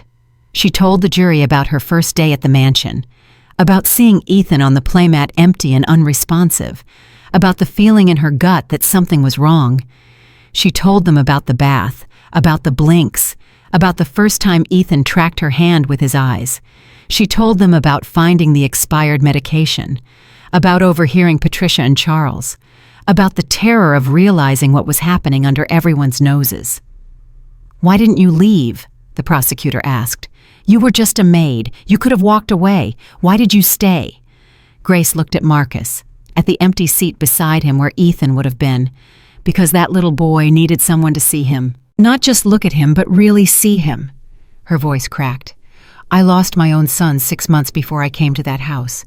I know what it's like to hold a child and feel them slip away. I couldn't let that happen to Ethan. I couldn't walk away knowing he was in danger." "And now, what is your relationship with the Sterling family now?" Grace smiled through her tears. "I'm his mother. Maybe not by blood, but in every way that matters, I'm his mother." The jury deliberated for 6 hours. Grace sat with Marcus in a private waiting room holding his hand, watching the clock tick by. Neither of them spoke. There was nothing left to say. Everything depended on 12 strangers now. At 7:34 p.m., word came that a verdict had been reached. They walked back into the courtroom together. Grace's legs felt like water. Her heart pounded so loud she could barely hear anything else. David Chen stood as the jury filed in. His lawyer whispered something in his ear. He nodded, but his face had lost its confidence. The judge turned to the jury foreman. "Have you reached a verdict?" "We have, Your Honor." "On the count of conspiracy to commit kidnapping, how do you find on guilty?" Grace squeezed Marcus's hand. "On the count of conspiracy to commit murder, how do you find Basson guilty?" Marcus let out a breath he seemed to have been holding for months. "On the count of racketeering, how do you find guilty? On the count of child endangerment, how do you find guilty? On the count of fraud, how do you find guilty?" One by one the charges were read. One by one the verdicts came back the same. Guilty, guilty, guilty. 17 counts in total. David Chen was convicted on every single one. When the final verdict was announced, Grace broke down completely. She buried her face in Marcus's shoulder and sobbed with relief, with exhaustion, with the weight of everything they had survived. Marcus held her tight. His own tears fell silently into her hair. Across the courtroom, David Chen stood motionless. His lawyer was speaking to him, but he didn't seem to hear. He just stared at Marcus with empty eyes. Then the bailiffs came and led him away in handcuffs. The monster was finally caged. Sentencing came 2 weeks later. The judge took 20 minutes to read his statement. He called David Chen a predator, a parasite, a man who had weaponized trust and exploited the most vulnerable members of society. "You destroyed families," the judge said. "You stole children. You murdered an innocent woman. And you showed no remorse throughout these proceedings." David stood silently, his face blank. "It is the sentence of this court that you spend the remainder of your natural life in federal prison. You will never again have the opportunity to harm another child. May God have mercy on your soul, because this court certainly will not." The gavel fell. David was led away without looking back. Marcus stood up slowly. Grace stood with him. Together they walked out of the courtroom into the bright afternoon sunlight. Reporters swarmed them immediately. "Mr. Sterling, how do you feel about the sentence? Will you be filing civil suits? What's next for you and your son?" Marcus held up his hand for silence. The crowd quieted. "Today justice was served," he said, "but this isn't about me. It's about my son, who was nearly stolen from me. It's about my wife, who was murdered for knowing too much. And it's about all the other families who weren't as lucky as we were." He paused, collecting himself. I'm establishing the Sarah Sterling Foundation. It will be dedicated to finding missing children and prosecuting the networks that traffic them. My wife believed in protecting the innocent. Her memory will live on through this work." "And your son," a reporter called out. "How is Ethan doing?" Marcus smiled for the first time in weeks. "My son is thriving." Thanks to the woman standing beside me, he can see now. He laughs, he plays, he says mama and dada every chance he gets. He turned to Grace and took her hand. "This woman saved my son's life. She saw what no one else could see, and she stayed when anyone else would have run." His voice thickened with emotion. "I've asked her to marry me. She said yes." The crowd erupted with questions. Cameras flashed from every direction, but Grace barely noticed.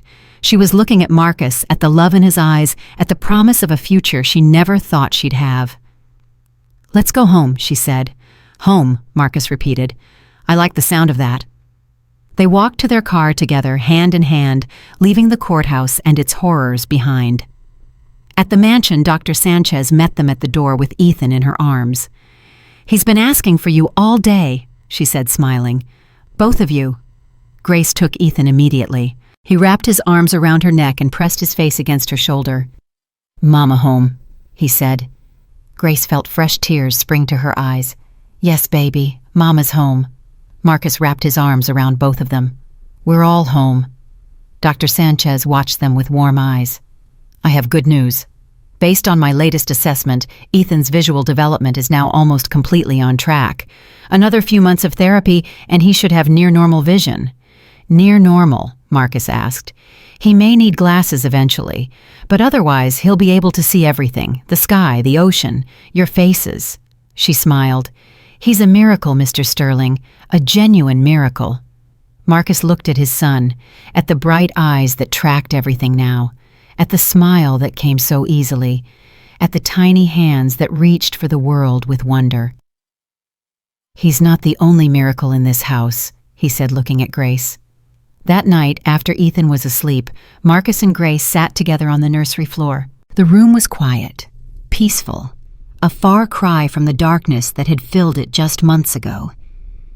"I keep thinking about how close we came," Grace said softly. "If I hadn't noticed those blinks, if I hadn't found that bottle, if I hadn't trusted my instincts. But you did. You noticed. You found it. You trusted yourself." Marcus took her hand. "That's not luck, Grace. That's who you are." "I was so scared. Every day I was terrified. But you stayed anyway. That's courage. Real courage." Grace looked at Ethan's crib, at the small form sleeping peacefully inside. "He saved me too, you know. I came here because I was running away from losing James. I thought I'd never feel anything again. I thought I'd just exist. Forever. And now I feel everything. Love, hope, fear, joy." She laughed softly. "It's overwhelming sometimes. That's called being alive. I forgot what that felt like." Marcus pulled her close. "We both did. But we remembered together." They sat in comfortable silence for a long time, listening to Ethan breathe. Then Grace spoke again. "What happens now? Now we live. We raise our son. We build the foundation. We help other families." Marcus looked at her. "We get married. We grow old. We watch Ethan grow up." "That sounds nice." "Nice." Marcus pretended to be offended. "I was going for spectacular." Grace laughed. A real laugh, full and warm and completely unguarded. "Okay, spectacular. It sounds spectacular." "Better." They kissed softly, gently, a promise of all the years to come. Outside, the sun was setting over Beverly Hills. Inside, a family was beginning again. Grace looked at Marcus, at Ethan, at the life she never expected to have, and for the first time since she lost James, she felt truly, completely at peace. 6 months passed like a dream. Grace stood in front of the mirror, adjusting the white dress she never thought she would wear. Her hands trembled slightly as she smoothed the fabric over her hips. "You look beautiful." She turned to find Dr. Sanchez standing in the doorway, holding Ethan in her arms. The little boy was wearing a tiny tuxedo, complete with a bow tie that he kept trying to pull off. "Mama pretty," Ethan said, reaching for her. Grace felt tears spring to her eyes. "Thank you, baby. You look very handsome, too." "He's been asking for you all morning," Dr. Sanchez said. "I think he knows something special is happening." "He always knows. He's the smartest boy in the world." Grace took Ethan from Dr. Sanchez and held him close. She breathed in his scent, felt his small heartbeat against her chest. This child who had been locked in darkness, this miracle who had changed everything. "Are you ready?" Dr. Sanchez asked. Grace looked at her reflection one more time. A year ago, she had been a broken woman running from grief, a maid with nothing left to lose. Now she was about to become a wife, a mother, part of a family that had risen from ashes. "I'm ready." The ceremony was held in the garden behind the mansion. Grace had insisted on keeping it small, just a few dozen guests, people who had stood by them through the nightmare, FBI agents who had become friends, lawyers who had fought for justice, staff members who had been cleared of any involvement in David Chen's schemes. Marcus waited at the altar, his eyes fixed on the door where Grace would appear. He had barely slept the night before, not from nerves but from excitement, from disbelief that life could offer such redemption after so much pain. The music began. Grace walked down the aisle with Ethan in her arms. She had refused to have anyone give her away. She wasn't property to be transferred. She was a woman choosing her future with open eyes and a full heart. Ethan waved at the guests as they passed. "Hi, hi!" Laughter rippled through the crowd. When Grace reached the altar, Marcus took her hand. His eyes were wet. "You're the most beautiful thing I've ever seen," he whispered. "You're not so bad yourself." The minister smiled and began the ceremony. Grace barely heard the words. She was lost in Marcus's eyes, in the feeling of Ethan squirming happily between them, in the absolute rightness of this moment. "Do you, Marcus Sterling, take this woman to be your lawfully wedded wife?" "I do, forever." "And do you, Grace Harper, take this man to be your lawfully wedded husband?" Grace looked at Marcus, at Ethan, at the life waiting for her. "I do, with everything I am." "Then by the power vested in me, I pronounce you husband and wife. You may kiss the bride." Marcus pulled her close and kissed her deeply. Ethan giggled and clapped his hands. "Mama Dada kiss." The guests erupted in applause. Grace pulled back and looked at her family. Her heart felt like it might burst. "We did it," she whispered. "We did?" Marcus agreed. "All three of us." The reception was filled with joy. Grace danced with Marcus, while Ethan watched from his high chair, clapping along to the music. Friends gave toasts. Champagne flowed. Laughter echoed through the garden. But the most meaningful moment came near the end of the evening. Marcus tapped his glass and stood up. The crowd fell silent. "I want to say a few words," he began, "about the woman who saved my life." Grace shook her head. "Marcus, you don't have to." "Yes, I do." He turned to face her. "A year ago, I was dead. Not physically, but in every way that mattered. I had given up on life, on hope, on everything. My son was slipping away and I was too blind to see it." His voice cracked, but he continued. "Then Grace walked into my house. A stranger. A maid. Someone I barely noticed at first. But she noticed things. She saw what no one else could see. She saved my son's life when I couldn't. And in doing so, she saved mine too." Marcus took Grace's hand and lifted it to his lips. "I don't believe in fate. I believe in choices. Grace chose to pay attention. She chose to speak up. She chose to stay when anyone else would have run. Every good thing in my life right now exists because of her choices." He turned to Ethan, who was watching with wide eyes. "And this little guy, my son, the boy who was supposed to be blind forever, look at him now." As if on cue, Ethan raised his arms. "Dada up." Marcus laughed and picked him up. Ethan immediately grabbed his father's face with both hands. "Love Dada," Ethan said clearly. "Love Mama."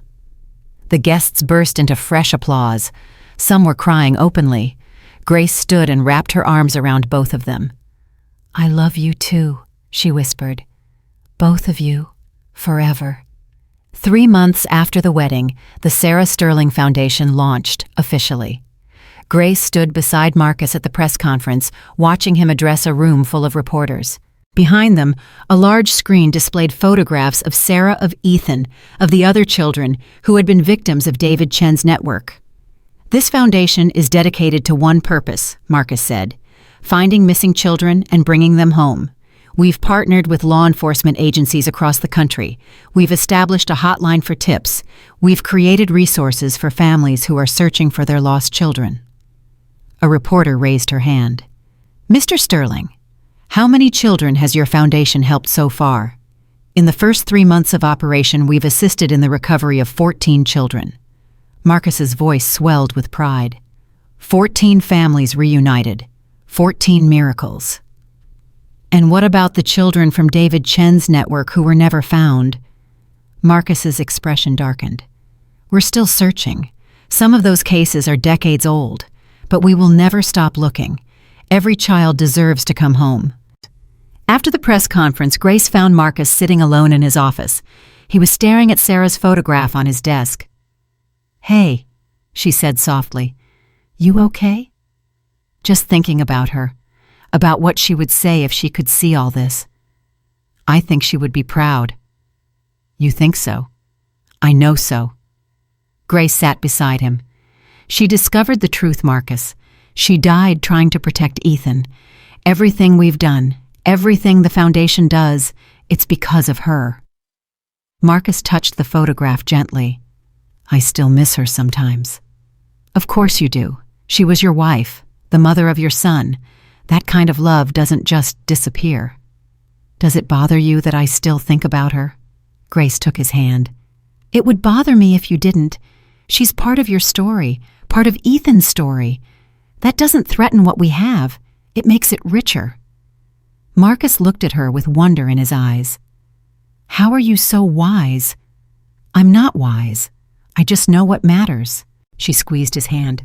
"Sarah gave you Ethan. You gave me both of them. We're all connected now, forever." Marcus pulled her close and held her tight. "I love you," he said, "more than I ever thought I could love again." "I love you too. Now come on, your son is waiting for his bedtime story." Ethan's second birthday was a celebration like no other. The mansion was filled with balloons, toys, and laughter. Children from the foundation's reunited families were invited along with their parents. The house that had once been a tomb of grief was now overflowing with life. Grace watched Ethan toddle through the crowd, greeting everyone with his bright smile and eager waves. "Ball!" he shouted, pointing at a red balloon. "Big ball. That's right, sweetheart. It's a big red ball. Red, Mama, red." Grace's heart swelled every time he identified a color, every time he tracked an object with his eyes, every time he reached for something he could actually see. Dr. Sanchez had declared his vision nearly perfect just 2 weeks ago. After everything he had been through, the damage had been almost completely reversed. He would need glasses when he started school, but otherwise he would see the world just like any other child. A miracle, a genuine miracle. "Mrs. Sterling." Grace turned to find a woman approaching her. She was thin, tired-looking, with red-rimmed eyes that spoke of endless tears. "My name is Jennifer Walsh. My daughter was one of the children your foundation helped find." Grace immediately took the woman's hands. "Mrs. Walsh, of course, I remember. Emily, right? She's 3 years old." "4 now." Jennifer's voice broke. "She was missing for 8 months. 8 months of not knowing if she was alive or dead, and then your people found her. They brought her home." "I'm so glad. How is she doing?" "She's healing, slowly, but she's home. That's what matters." Jennifer wiped her eyes. "I came today to thank you. I know you're busy. I know you have your own family, but I needed you to know what you've done for mine." Grace pulled the woman into a hug. "You don't have to thank me. This is why we do this. This is why the foundation exists. But it's more than the foundation. It's you." Jennifer pulled back and looked at Grace directly.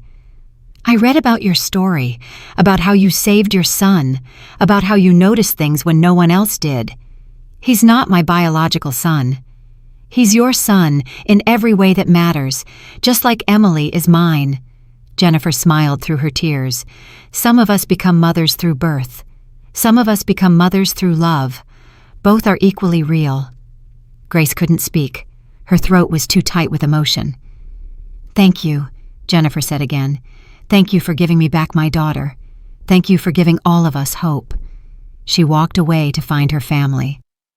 Grace stood alone for a moment, processing what had just happened.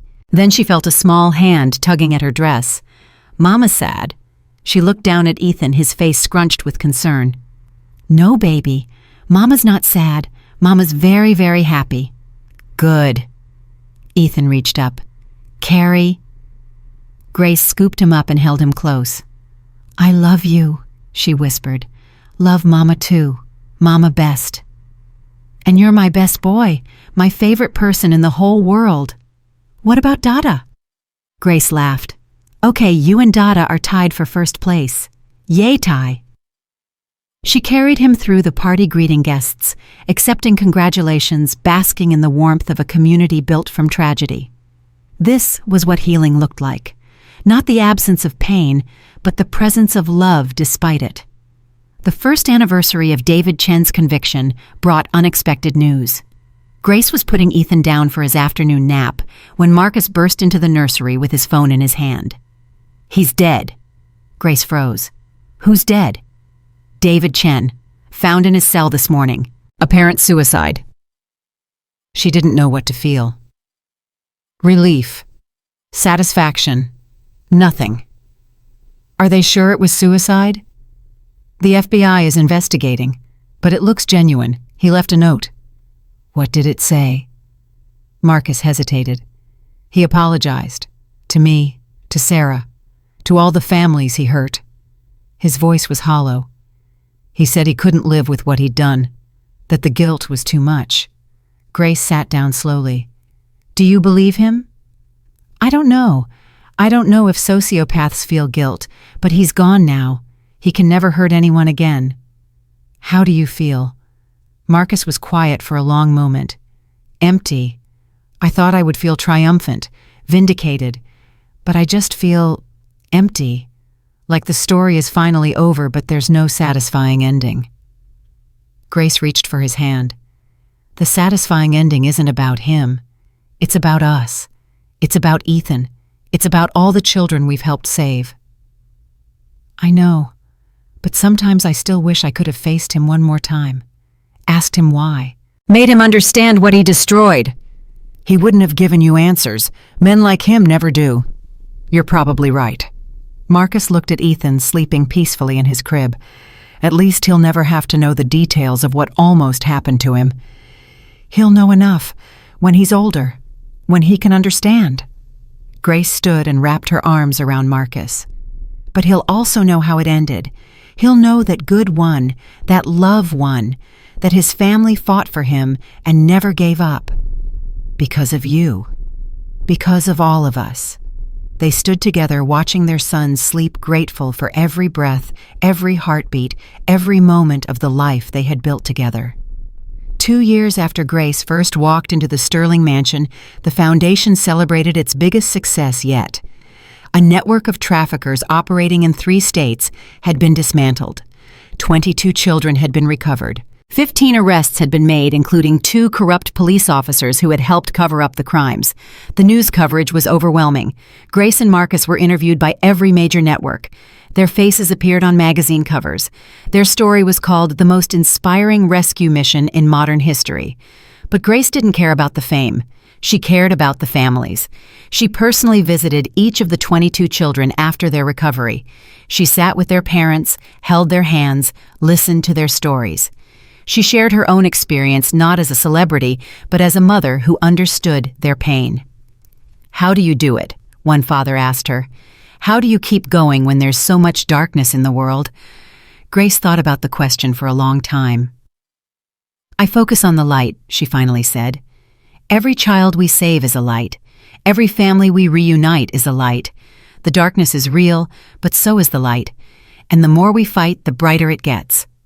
But doesn't it overwhelm you, knowing how many children are still out there? Every day. But I have something that keeps me grounded. What's that?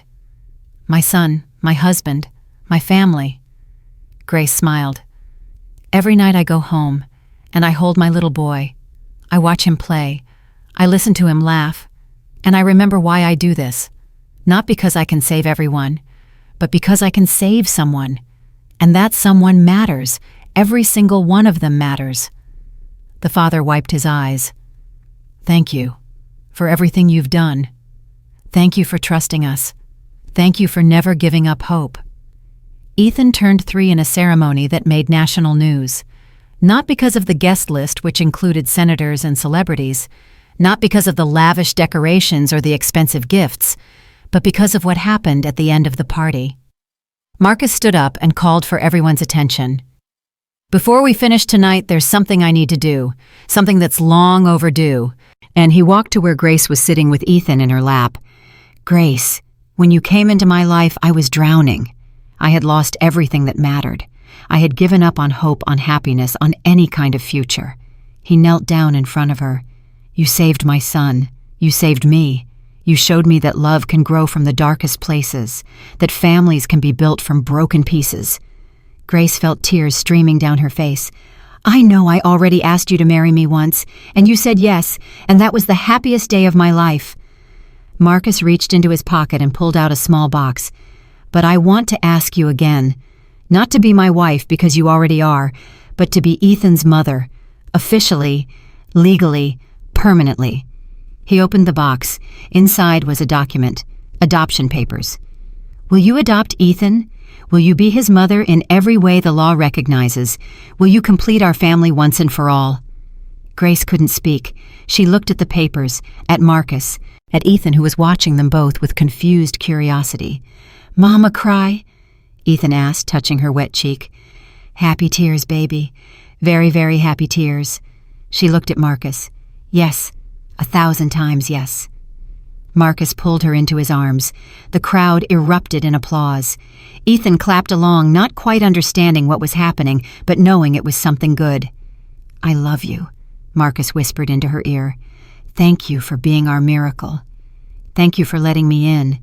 Thank you for giving me a family again. They pulled apart and looked at Ethan together. Did you hear that, buddy? Marcus said. Mama is officially your mama now. Forever. Ethan's face lit up with pure joy. Forever, Mama. Forever, Dada. Forever, family. That's right, Grace said, pulling him close. Forever, family. The years that followed were filled with ordinary miracles. Ethan's first day of school, walking through the doors with his tiny backpack, turning to wave at Grace and Marcus before disappearing inside. Grace cried for an hour afterward. Ethan, learning to read, sounding out words with determined concentration, shouting with triumph when he finished his first book. I did it. Mama, I did it. Ethan, making friends, bringing home other children for play dates, laughing and shouting and filling the house with noise. The mansion that had once been a tomb now rang with life every single day. Ethan asking about Sarah for the first time when he was 6 years old. Mama, who's the lady in the picture in Daddy's office. Grace had prepared for this moment for years. She sat down with Ethan and took his hands. That's your first mommy, sweetheart. Her name was Sarah. She loved you very, very much. Where is she? She's in heaven now. She went there before you were old enough to remember her. Ethan was quiet for a moment. Do you think she knows about me, about us? I think she knows everything. I think she watches over you every day. And I think she's so happy that we found each other. Are you my real mommy? Grace felt her heart crack open. I'm your real mommy in every way that matters, baby. Some mommies give birth to their children. Some mommies choose their children. Both kinds are real. Both kinds love just as much. Ethan thought about this. Then he nodded. I think I'm lucky, he said. I have 2 mommies who love me. That's more than most kids. Grace pulled him into her arms and held him tight, too moved to speak. I love you, Mama, Ethan whispered. Thank you for choosing me. I love you too, baby, and thank you for letting me. On Ethan's 10th birthday, the Sarah Sterling Foundation announced a milestone. 500 children recovered, 500 families reunited. A network that had begun with one woman's determination had grown into a global movement against child trafficking. Grace stood at the podium looking out at a sea of faces.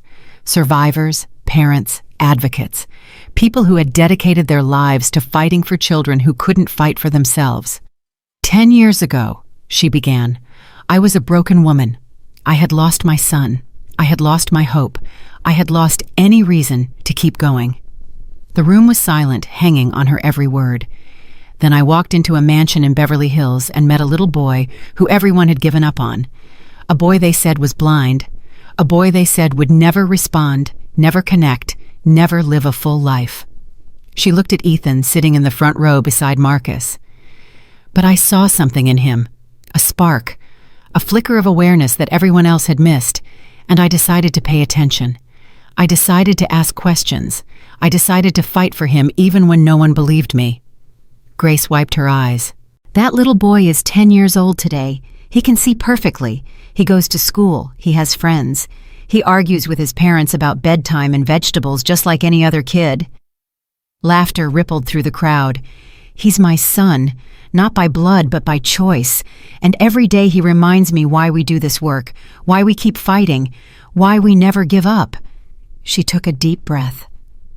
There are still children out there who need us, children who are trapped in darkness just like Ethan was, children who need someone to notice them, to fight for them, to refuse to give up on them. Her voice strengthened. That's what this foundation does.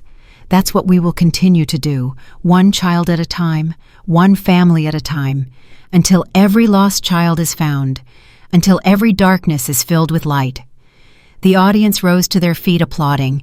Grace looked at her family, at Marcus watching her with pride and love in his eyes, at Ethan clapping harder than anyone else, his face shining with joy. This was her life now. This was her purpose, not the one she had planned, not the one she had expected, but the one she had been given, the one she had chosen, and she wouldn't trade it for anything in the world.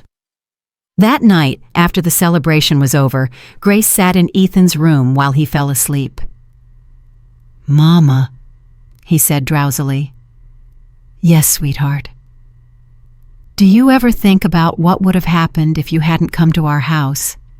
Grace stroked his hair gently. "Sometimes." "I would have stayed blind, wouldn't I?" "Maybe. We don't know for sure." "And Daddy would have stayed sad forever." "Probably." Ethan was quiet for a moment. "I'm glad you came, Mama. I'm glad you saw me when no one else could." Grace felt tears roll down her cheeks. "I'm glad too, baby. I'm glad I found you.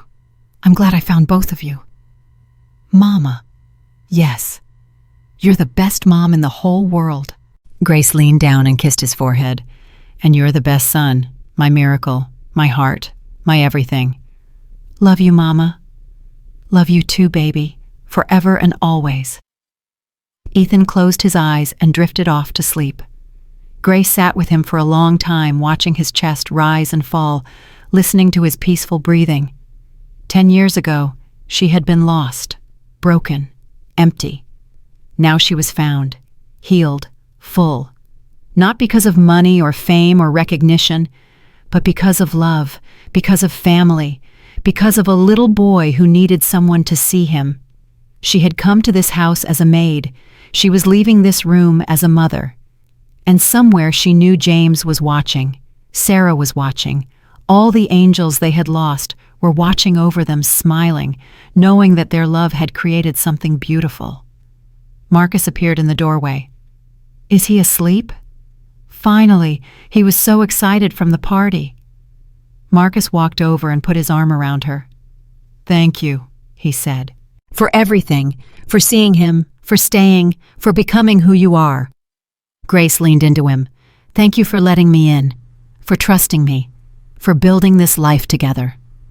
They stood together in their son's room, surrounded by toys and books, and all the evidence of a happy childhood. Outside, the stars shone bright over Beverly Hills. Inside, A family held each other close, grateful for every moment, every blessing, every ordinary miracle that had brought them together. Grace Harper had once believed her life was over. She had been wrong. Her life had just been waiting to begin. And now, finally, it was everything she had ever dreamed of and more. Because sometimes the greatest gifts come from the deepest darkness. Sometimes the most beautiful families are built from broken pieces. And sometimes the simple act of paying attention can change the entire world. Grace had paid attention. And because of that, a blind boy could see a broken man could love again. 500 children had been brought home to their families, and a shattered woman had found her purpose. That was the truth she had discovered in this house. That was the miracle she had become. And that truth, that miracle, would shine forever.